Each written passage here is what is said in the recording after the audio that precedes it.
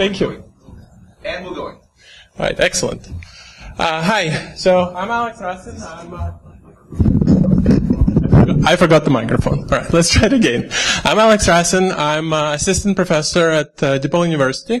So me and several people from my research lab are very excited to be here. Thank you for having us. And I want to talk about forensic applications and database carving for that purpose. So the lab has a lot of people, and I don't have some of the pictures, but this is the group who pretty much leads the effort. And it's mostly DePaul lab, except Jonathan Greer, who's the principal of Greer Forensics, and he provides us with some real-world motivation.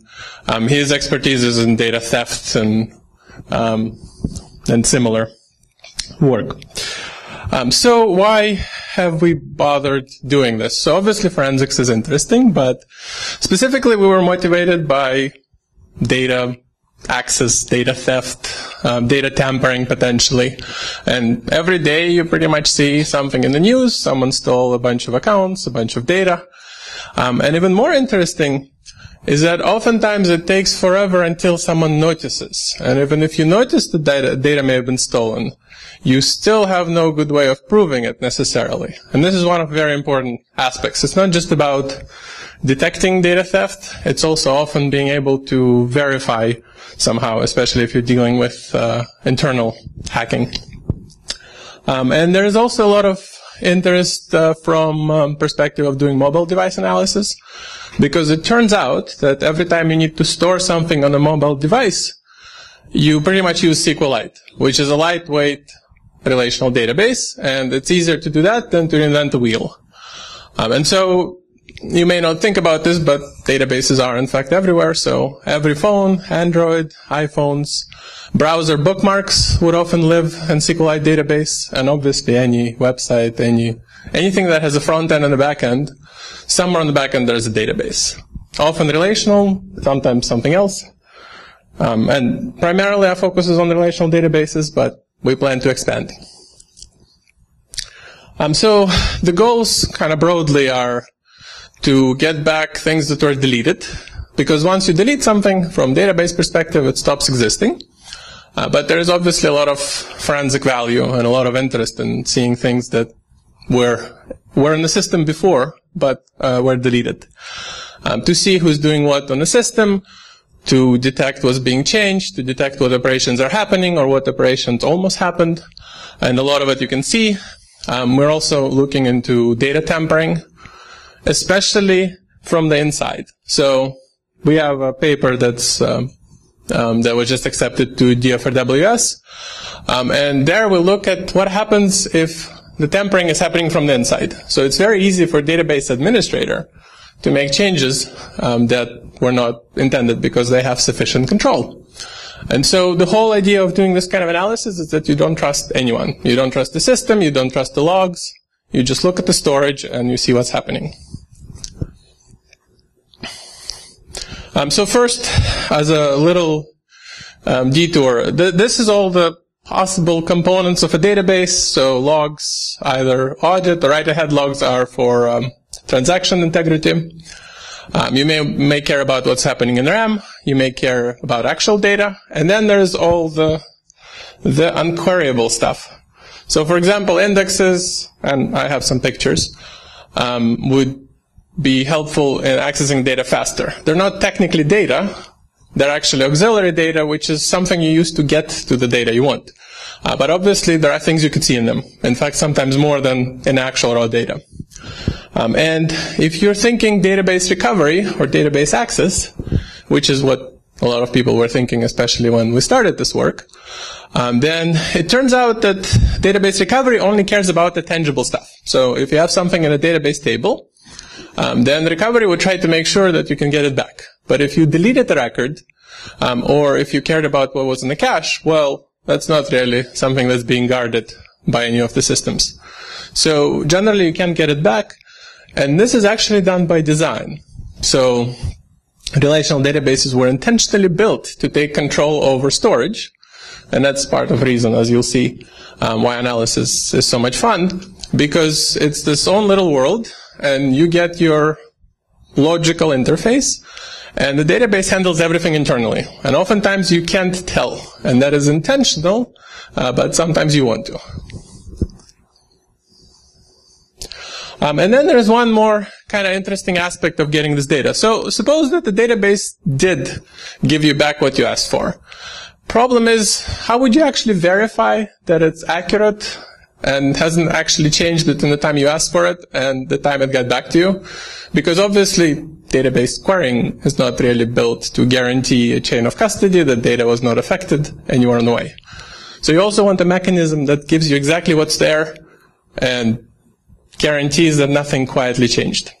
Because again, you have no control over what happens in the storage. So you don't know what actually will happen when you pull data out. So again, as a little detour, in general, I'm sure most of you are familiar with this. If you delete a file in a file system, anything at all, nothing actually gets wiped out for many reasons, partially because no one wants to do any work. So it's easier to say, this is just unallocated space, and I'll get back to you later. If I need to write something, then I can use this location to actually store something.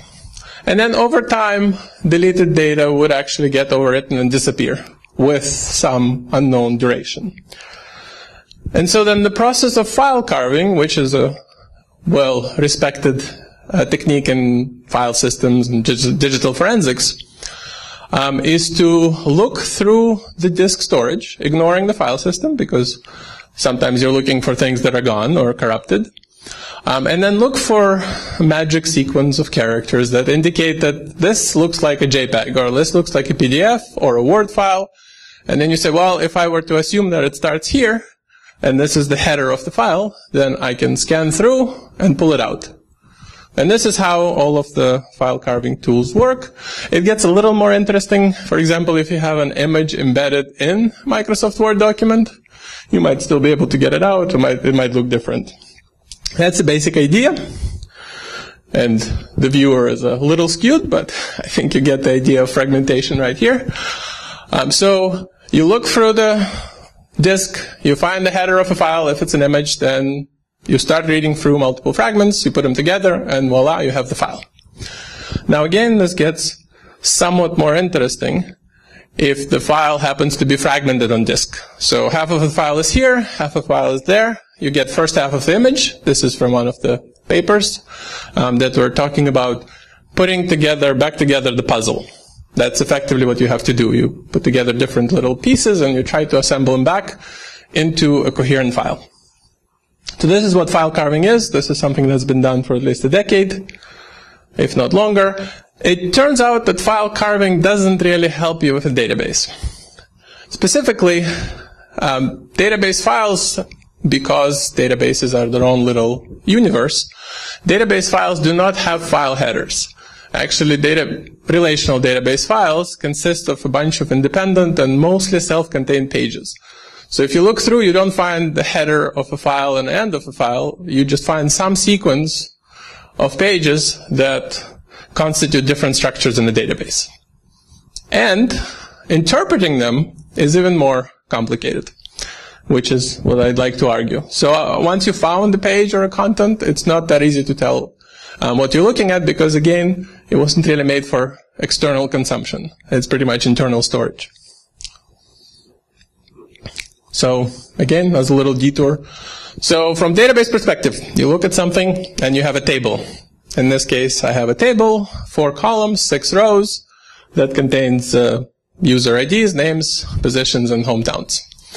So from logical perspective, if you were to query the database, you ask for some columns, you ask for some data, and that's what you can request. It is by design that you have no way of telling how it's being stored. Typically, in row-based relational databases, which are the majority of relational databases, in reality, the data is separated into pages. So, for example, the first 2 rows might live on page 1, and then 2 more rows might live on page 2. And this is what it looks like. Each page is a little self-contained semi-file, and this is what you find in storage. But it gets more interesting when you look at other structures. So in addition to the table that we had before, you might also have an index. An index is simply a value to location pointer that helps you find your data. So in this case, I have an index on hometown, which tells you if I'm looking for a particular town, which row do I find it in? Again, this is auxiliary structures because it's not part of the data. It's a copy of the data that's created to help you find what you're looking for. And if you think I don't remember creating indexes, well, a lot of them get created automatically, which is also an interesting fact. So when you create a primary key, when you create a unique constraint, a database will build an index to enforce things without notifying the user, of course. And so each one of the structures also are typically stored in the pages. Indexes are a little more complicated than on this picture, but ultimately it's a big structure that's fragmented into individual pages and somehow stored on disk. And pages would often try to align with file system pages, or at least similar. So a page at a very, very high level of view contains maybe 15-20% various header data. So each page has its own header that, among other things, might tell you where this page belongs to, so which data structure it comes from, what's the data type, the category of a data structure. Then there is a row directory, which is just a bunch of pointers to the actual rows. And then somewhere inside the page in the payload component, there are the actual data rows with possibly some additional metadata. So the interesting part about all of this is that a lot of the details vary database to database, but every relational database we've tested, of which there is at least 8 to 10, they all have the same general structure. And the first thing we've set out to do was to come up with a set of descriptive parameters that'll tell you how exactly are things set up. So generally it looks like this, and then some details as to what's on top, what's on the bottom, how many metadata entries you have. That varies from system to system. And so once you step back and actually look at the storage as a big collection of database pages, then you can begin to interpret what the storage contains and try to understand what you can learn from it. So we built this tool, dbcarver, as a reference to file carving process.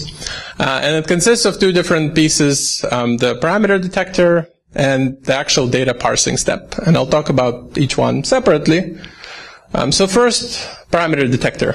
Again, remember, every page looks similarly, but the details vary from system to system.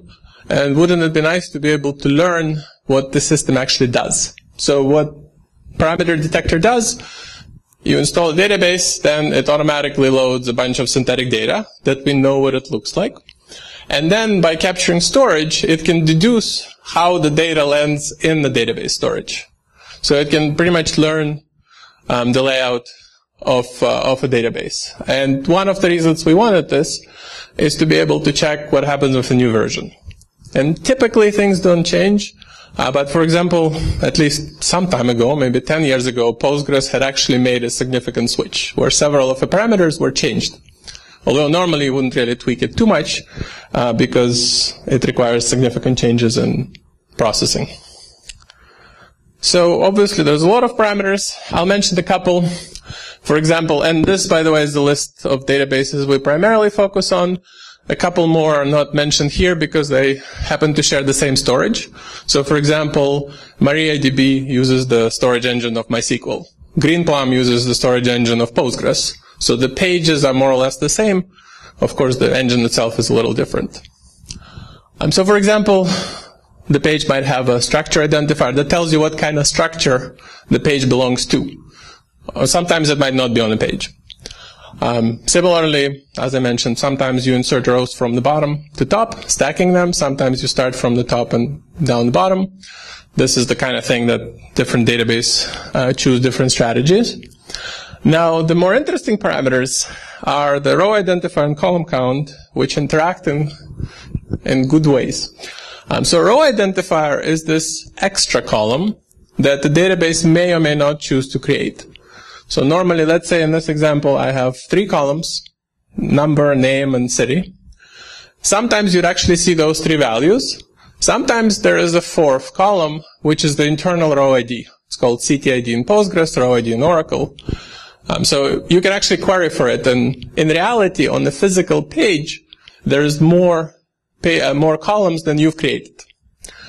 And then some databases choose to keep track of how many columns there are by just having the number of columns stored on the page. And then the interesting interaction part is that that count sometimes does include the fake column and sometimes does not. So you can have all sorts of combination. You might have a row ID, you might have a count of 3, you might have a count of 4, or you might have neither. And all of this is a possibility system to system. So then there is the value deconstruction, which is also a kind of database-to-database thing. So in Postgres, things are pretty obvious. For example, for numbers, you just have a 256, 4 bytes fixed storage, and the number is interpreted this way. And then there's Oracle. I firmly believe that Oracle chose this design simply to have something for us to talk about. So if you think about how they represent the numbers, 1 digit is there to tell you how many digits a number contains. So the first 3 numbers, it starts from 3 because there's only 3 rather than 4 bytes being used. Then the second one refers to how many zeros there are at the end. So 192 means no zeros, 193 means 2 zeros, and so on. And then the final number in the first example is the value itself minus plus 1. So 4 is represented as 3 for 3 numbers, 192 no zeros, 5 for 4. Then 40 is represented as 3, 192, and 41. And then 400 is represented as 3, 193 for 2 zeros, and then 5 for the 4 in the beginning. And then finally I have, so this is 4 bytes, then 193 for 2 zeros, then 5 for 400, and then 41 for 40. Those are the actual 4 bytes that you'd see in the storage. And I have a couple more examples, and I have no idea how my PhD student figured it out. Still not sure, but somehow he learned it. And it works, so clearly it is actually how things are stored. So one more interesting example that's still kind of something we're working on. We have some heuristics, but it's still work in progress. So if you have a string, the typical mechanism is to have a length of a string followed by the actual data. Now, if you happen to have a 3-character string, then it might be difficult to tell which one you're looking at because both are valid interpretations. One says this is a 3 and this is a 3-character JAY. The other possibility is to interpret that as a number of 4 bytes. And it's not necessarily obvious because at least individual pages don't explicitly store that information. You might find it somewhere else, of course.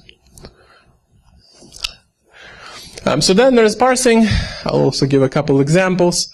Just to give you a quick example of getting stuff out of Postgres and some more very curious algebraic decisions. So some more parameters. The orange raw data delimiter is where the individual row begins on a page. Somewhere above there is a header. This is just a piece of a page, byte by byte, starting where the rows are. And the 2 columns you're seeing here, this is the ASCII character manifestation, and this is the decimal value, and obviously some are not visible ASCII characters. So the 3 bytes in orange indicate that the data begins here. Then there's another parameter that tells you how far you go where the row actually starts. Then you have a 4-byte number, and the 4-byte number in Postgres is stored in a at least relatively obvious way. Then you have a string length, but it would be too simple to store the actual string length. So what in fact happens, you have 39 that represents 18. And how do you learn that? Well, there are 2 parameters, one of which you subtract and the other one of which you divide by. For Postgres in particular, it's -3 divided by 2, which gives you the actual length of a string that the database means. So when it says 39, it's an 18-byte string. Again, not quite sure how he figured it out, but there you have it. So again, this is back to our example of what the value might contain. So 65,000 is 4 for 4 bytes, 195 for the zeros, 7 for the 6 in the beginning, and then 51 for the 50 in 65,000. And there's a lot of other interesting issues. So we kind of have a handle on internal row IDs, but databases might also have binary large objects, which could be, once again, images or some other data types. Some databases use compression. Sometimes compression kicks in automatically, like in Postgres. Obviously, there's encryption issues. So deconstruction of values is still somewhat of a work in progress. And then I wanted to show some examples of the kind of things you can learn from various operations. So again, because when you issue a delete or an update or any sort of command, things do not immediately happen. The change is very indirect. So for example, if I say delete a row, then the row is marked as deleted but remains there. And the curious result is that the attacker, or someone using our tool, then has more access to the data, because as the user with legitimate access, you can't really have a deleted row because it's been deleted. But it's still there. It's simply marked as deleted. And then if you have an update, especially if you have an update to a larger value, so in this case changing Smith to not Smith, you can't fit the original value where the old value used to be, so you have to delete the old one, like you do normally, and then reinsert a new one. So pretty much everything stays around for an indefinite amount of time. And here's an example of an actual data. So this is from SQLite, from an Android device that came off eBay, and one of our collaborators got us. And this is a single page that happens to contain SMS messages. So this page address tells you where the data lived on a disk. A record count, at least in this case, tells you how many active records. There is actually 21 records, 20 active, 1 deleted. So this says 20, but in reality there's 21. Those are the 21 records, and then on the bottom you have a deleted one, which has been a little bit nulled out, but it's still there, and obviously recoverable.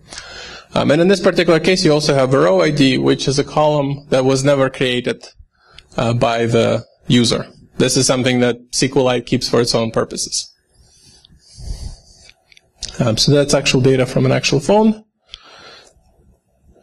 One more thing I wanted to briefly give you some background on. So this is the stochastic forensics mechanism is actually something that was proposed by our collaborator, Jonathan Greer.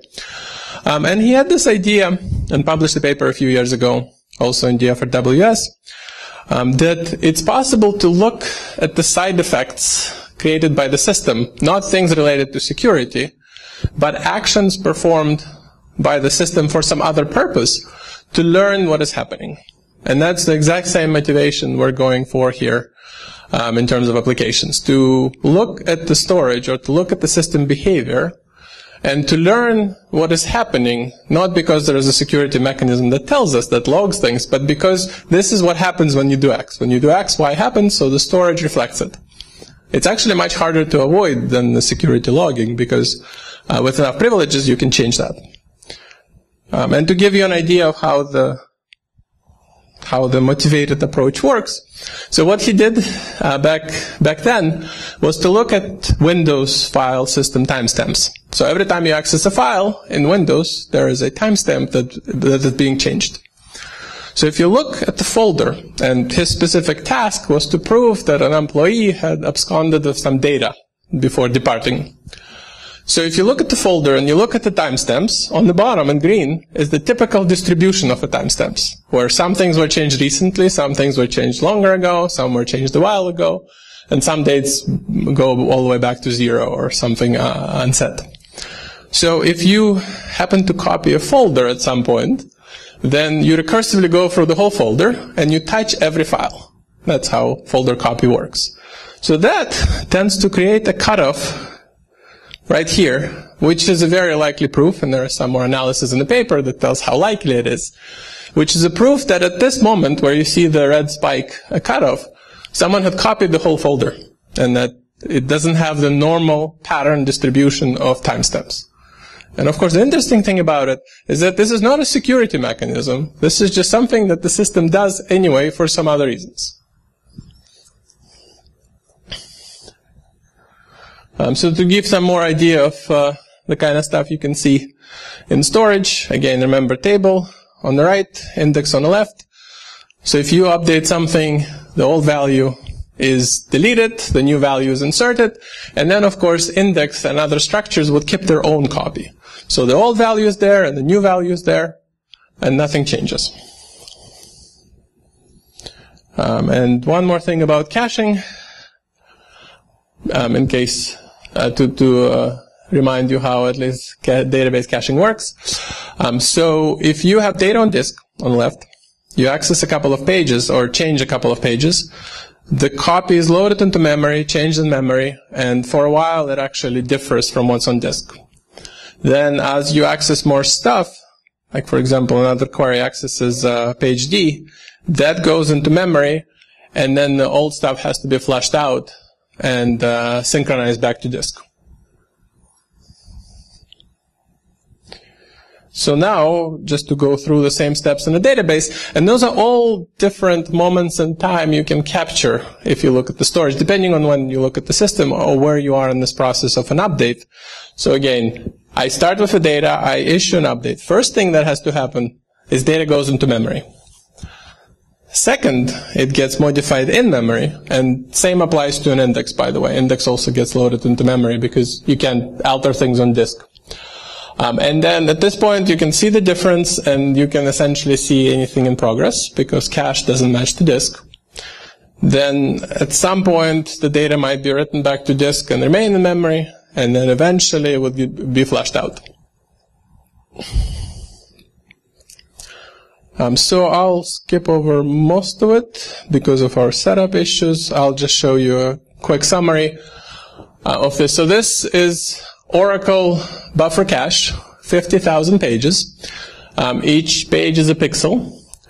So this is 50,000 pixels. And what we're simply showing is you start with a preloaded cache of some unrelated data, and then you start running queries, and then the old contents of memory start being overwritten step by step.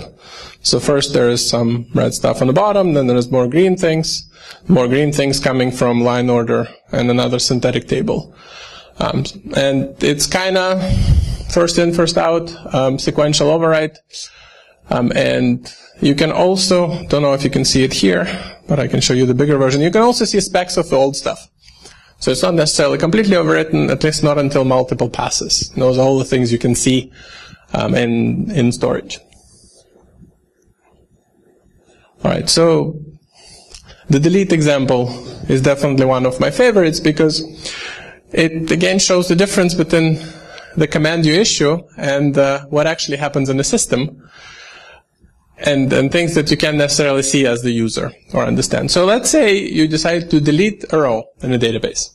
And this particular row lives in a table, and there is an index, and there is a materialist view that stores this information as well. Phone number, social security number, doesn't matter. And as I mentioned, indexes could come into existence for many reasons. It's sufficient to have a unique constraint that automatically creates an index. So you might think that you issue delete and data gets deleted, or at least that maybe you issue delete command and data gets marked and then later purged. However, that's not what actually happens. So we're tracking multiple steps in a timeline. Initially, you load the data, then you issue delete at time 1. At time 2, you refresh the materialist view. At time 3, you flush out the contents of the memory. And at time 4, you run enough query to overwrite the memory. And then at time 5, you issue a bunch of other rebuilds, rebuilding the entire structure. So let me talk about what actually happens when you issue delete. So here we are. We start with 3 different values. This is the value in table. This is the value in index. This is the materialist view. When you issue a delete, first thing that happens, 2 more values get created. Nothing on disk gets touched at all. The index page gets loaded as part of finding the value because you need to find it to delete it.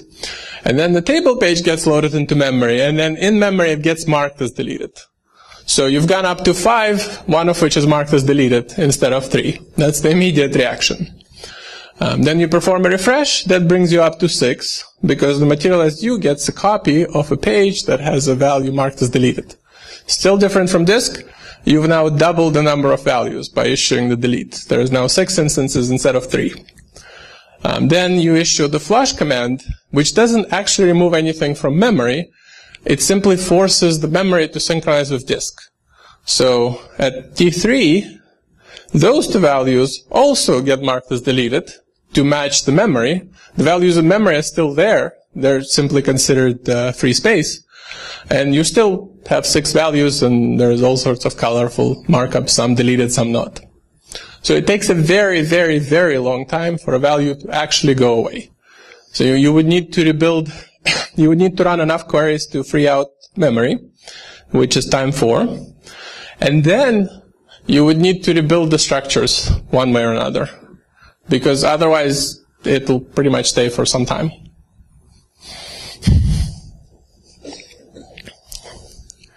All right, so a couple more examples, and then we'll have some time for questions. So this is more recent work. Again, the idea is you look at the storage, you look at the log, and you say something doesn't match. You don't know why necessarily, but you know that either a particularly clever database administrator or a hacker with too much access has managed to do something that has not been reflected in the log. Right? The system has been compromised, and once the system's compromised, if the database hasn't logged it, then there's really no chance that it's going to protect you from this attack, because it doesn't even know that something's wrong. So in this particular example, we have a log file with 2 deletes. One says delete entries for Chicago. One says delete entries that start from Chris. And then what you can do is, and we have some algorithms in the paper, what you can do is to match it, to say this deleted row that I see can match this delete action. So for example, Christine record 1 could have been deleted by delete Chicago, could have been deleted by this. You don't necessarily know. And then the entry for Christopher could have been deleted only by this, but it matches. And then record number 4, there is no explaining how it got deleted. So really the only explanation is someone did something without logging, by accident or on purpose, but the point is something doesn't match, and the audit wouldn't help you, because the log has no recollection as to who actually deleted row 4. And you might think, if you database administrator is clever enough, they could find a way to overwrite the data, right? So obviously, the deleted data doesn't stay there forever. It is marked as free space, and as new stuff comes in, subject to different rules, and depending on the system, it'll eventually get overwritten by something new. So here's another example specifically to deal with particularly clever DBAs. So let's say you delete the record, and you had a record that said lamp in the furniture table. And then you said, well, if I just leave it there, then someone's going to find it, and I'll be found out that there's no log record for it. So you insert a new record with the value of dog right here. And depending on database, but in many cases, the value can get overwritten. However, 2 problems with that. First of all, you have to match the value to be exact size. If you insert dog over lamp, there is still the letter P right there, which you can still see in the storage, because again, nothing goes away. The first 3 characters got overwritten, but the old value is still hanging out there. And you can at least see that something used to be here, and you can see a part of the value remaining on disk. And this thing definitely won't go away for a while, because there's nothing you can insert over a little fragment of data. And then more interestingly, the index pretty much keeps things forever. So most of database indexes would never let go of value at all until rebuilt. So in addition to this, for dog you have the record with index of 0. And then for record 3, which used to be here, you still have an entry in the index as well that points there, and then somewhere else the database determines that the value has been deleted. And for this, first of all, it almost never goes away. This has to do with how transactions work and how the indexing structures operate. And more interestingly, you can't actually override it. You can't issue direct commands against memory, and you can't say insert something into an index here. That's not, you can kind of time it for a table, but you can't really do this for an index. So if you look at everything, then it's really hard to find your way around what the storage could reveal about the database. All right, great. That leaves us some time for questions. So in general, we've been working on this database carving solutions for a while. We pretty much want to, in the long run, we want to build something that lets you ask meta queries, ask you something about the database. Even if you don't trust the database, or if database doesn't provide this kind of interface, if you want to know something that's happening on the inside, you want to be able to ask the question and to say, what is this doing? Does this match to this? What's in memory? What's being changed? Figure out anything that might be off, and no assumptions. Because most of the forensic and security approaches that you do see say, well, you have to configure your logs just so, you have to make sure that your database has this security extension, and then you can be relatively secure. But of course, in reality, you run on the systems with whatever settings you have, and you want to just be able to come in and say, what is happening here right now? So we're definitely looking for collaborations and use cases, because databases are everywhere, and we're looking for more exciting applications that we could do. And we also happen to have a job opening in the lab, except that it's not directly on this topic, but more on reproducibility. However, still, if you're interested, do talk to me or to anyone from our group. And with that, I think we still have a few minutes for questions. Questions? Was that clear?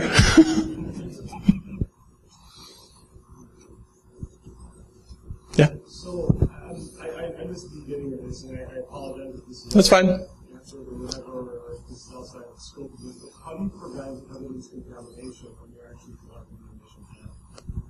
Right. Well, so the question was, how do you prevent evidence contamination when you collect the data? Mostly the observation is that if you trust the system itself to answer about what's in the database, then there is zero ways of knowing if it's reliable.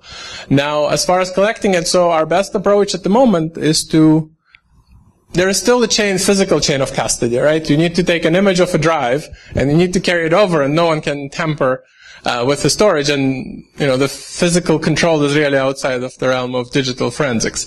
However, what we can do to avoid contamination is exactly looking at the storage in read-only mode. So that's kind of the big motivation, right? Even if a database could answer things, and even if you trusted its answers, you would have to start a database. And once it runs, who knows what it does? So what we want to do is to be able to query over storage that's mounted in read-only. You could physically disable the ability to write.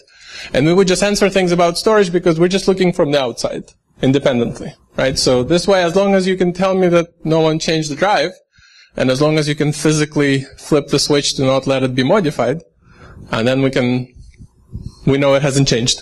So sorry, that kind of brings to the secondary question. Mm-hmm. How do you validate the report? I mean, I guess you would assume that you have, let's just say you have a large client who has a server rack with 50 drives on it, right?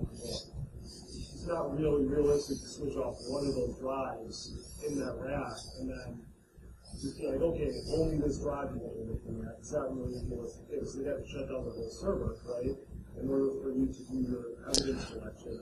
So is that really viable? I see. So the question is, how practical is it to stop everything to be able to collect evidence? So obviously, again, I'm not really an actual investigator. So obviously you need to come in and capture the images. In an ideal world, someone comes in, stops the servers, and images them. In the worst case scenario, they come in and take the computers. But kind of the physical capture part, I agree it's inconvenient, but in order to do any sort of forensic analysis, you would have to capture the image of all relevant storage. And I would say it's more of a physical custody issue. I think you can shut down things and image them on a separate read-only thing, and then presumably you can then leave. But yeah, so this is a good question, but that's somewhat orthogonal to the problem of performing analysis. And the same question, I'm surprised it's not a tertiary question, is what happens with encryption. And I would say it's the same answer, where you need to physically get to the data, and decrypting it is also a problem. And then interpreting what's in the database and coming up with evidence is a separate problem. And I agree, we're not really solving the total drive encryption. The only thing we have going for us is that, at least at the moment, except for most dedicated hardware, even if you have total encryption at the disk level, anytime you access something and move it into memory, that gets decrypted to be processed. So even if your whole drive is encrypted, you can see everything that shows up in memory. Yes? Do the database manufacturers have any sorts of ERCs, hashing, integrity checking that can be Used for what? Well, they have to verify their own validity of the data in the database. I see. Yes, excellent question. So the question is there a CRC checking? So that, interestingly enough, depends on the database. In some system, they pretty much, like in MySQL, as far as I know, you change the number of rows on a page. We've tried playing with storage tampering a little bit. You change the number of rows on a page, and it just reads fewer rows, and nothing happens. In commercial systems, you do have a checksum, meaning that if a page is changed, it realizes that fact.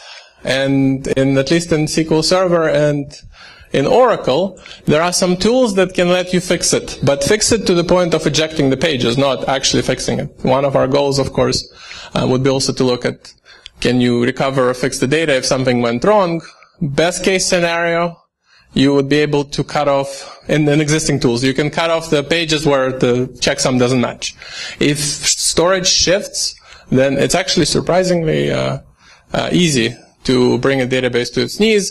If you change a value, you can kind of find the checksum. If you shift the addresses, that's it. It knows something is wrong, but the checksum is in the wrong place, and that's it. You just get panic messages about can't start, can't find something. So you definitely, tampering with storage is definitely effective.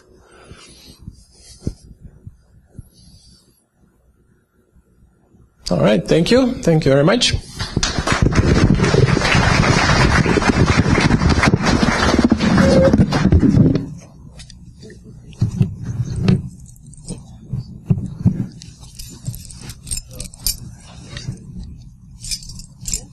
All right, this is on my computer. All right, have fun. Well, how's the mic? It looks like it's pretty bouncy. The mic is okay, I think, as long as you hold it. Okay, so that's just the whole thing. Yeah, I tried to align it with me, and then I forgot about it and I walked away. So, yeah, are you a computer? Yep. Math?